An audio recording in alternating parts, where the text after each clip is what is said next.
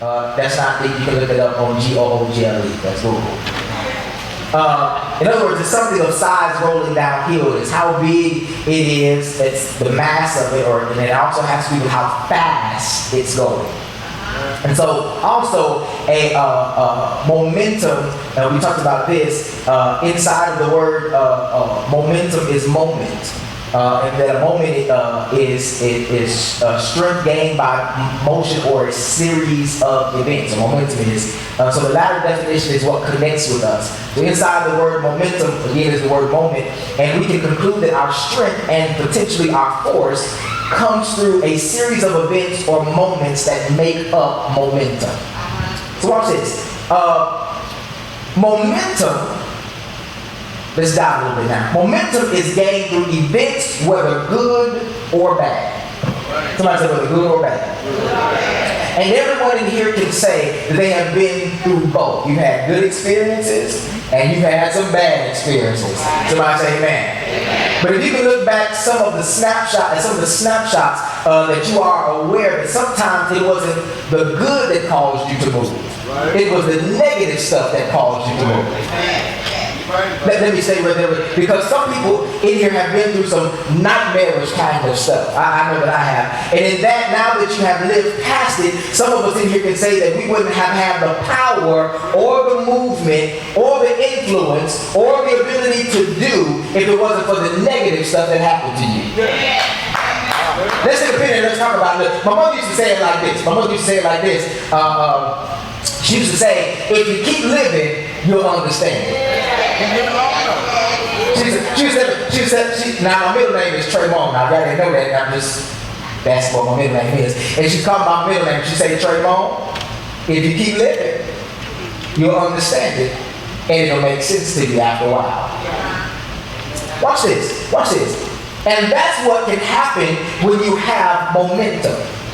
Because not only do you live through it, but you begin to understand why you experienced it.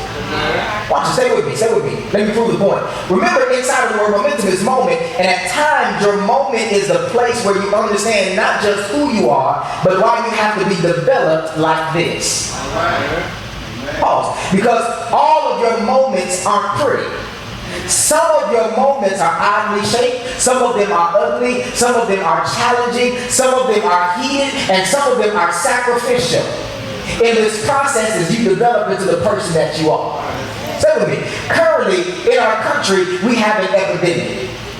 Let me tell you what the epidemic is. And I would be very remiss if I didn't speak to it, speak about it, what's going on and what's been happening in our country over the past 7 days. Because there is a spiritually calculated attack on black Americans, men and women.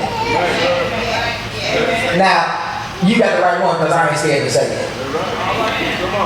I ain't got no big platform to lose.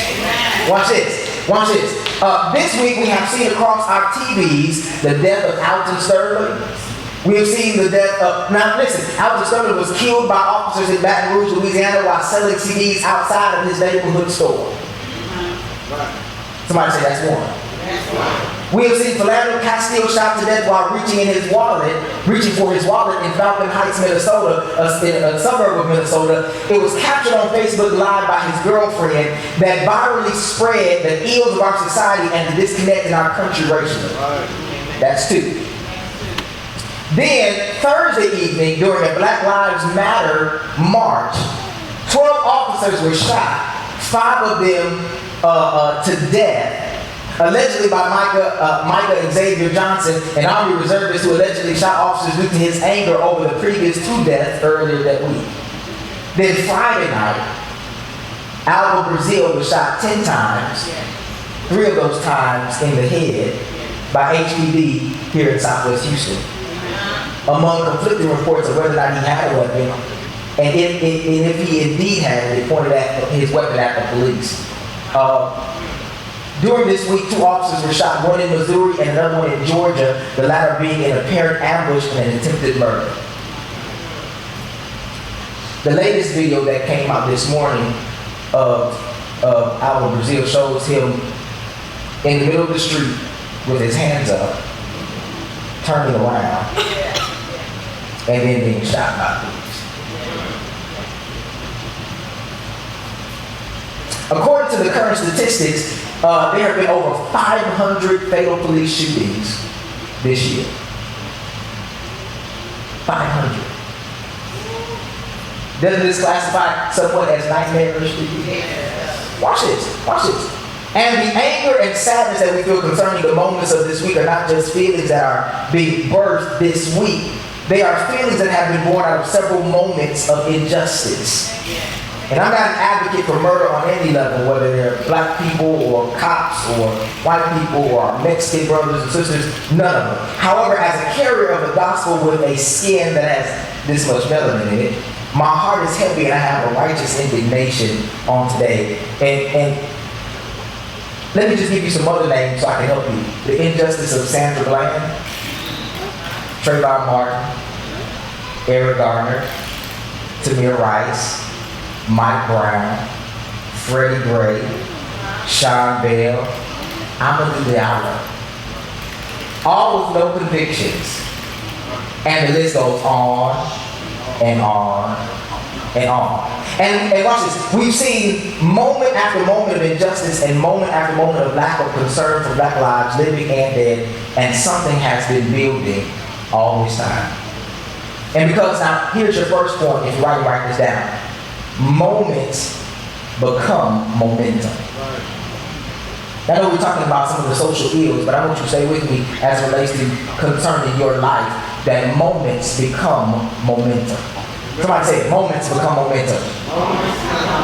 Watch this. But in that moment, with all of its challenges and trials, are inside of what can potentially make you bigger and give your life some speed and acceleration.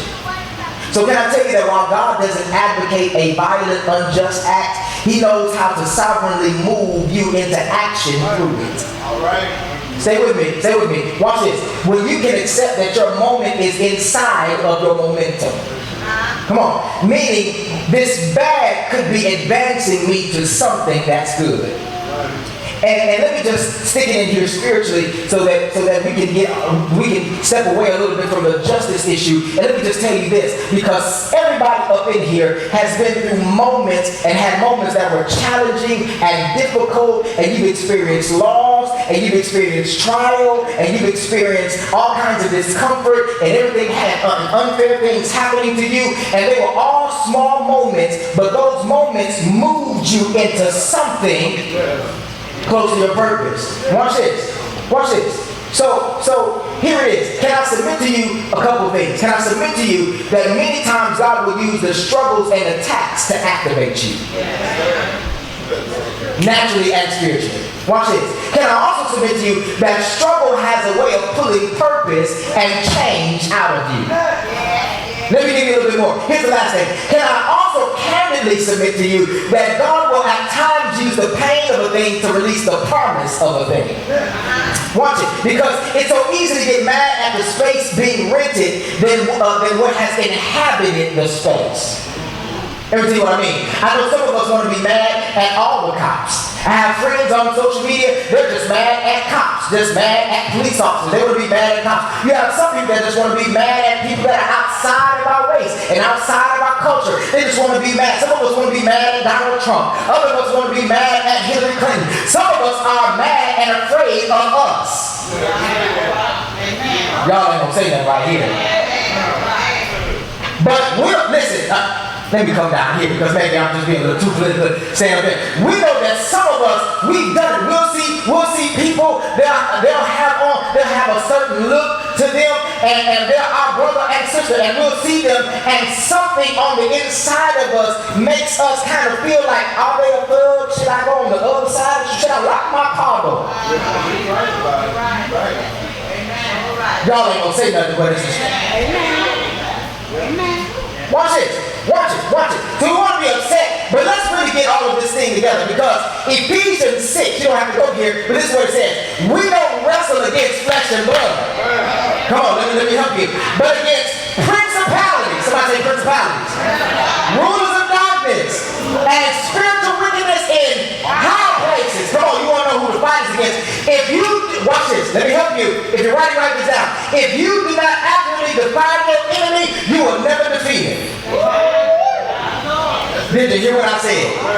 If you don't accurately define your enemy, you will never defeat your real enemy.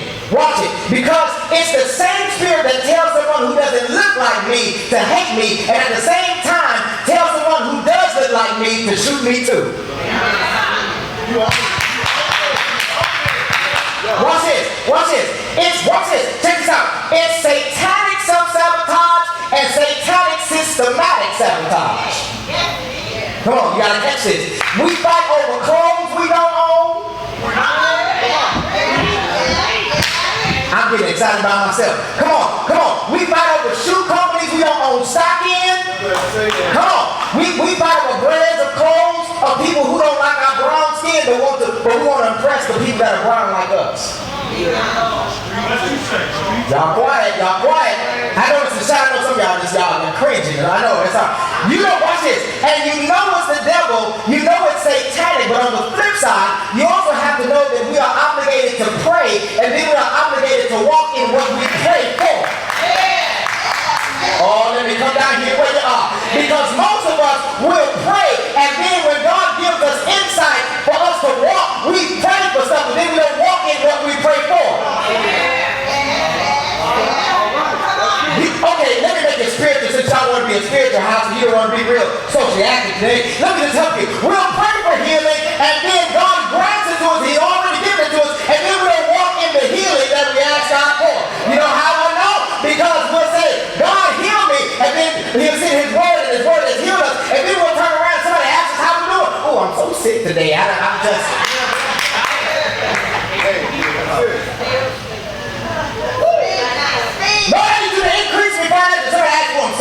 I'm just broke. I don't know what I'm going to do. Come on now. You'll pray for something, then you'll declare your demise. Come on, watch it. Come on, let's keep moving. Watch this.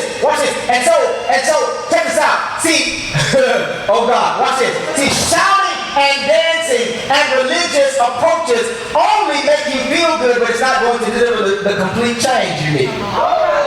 Oh God. Some folks just pull your feet back real fast because here I come. Watch this.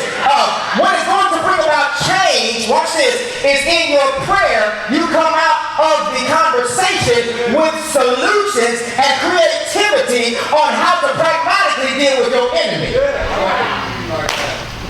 Watch this. In Judges 20, Israel would send Judah first, which were the praisers. Watch this. But they learned how to fight and win and knew how to march and were trained to fight.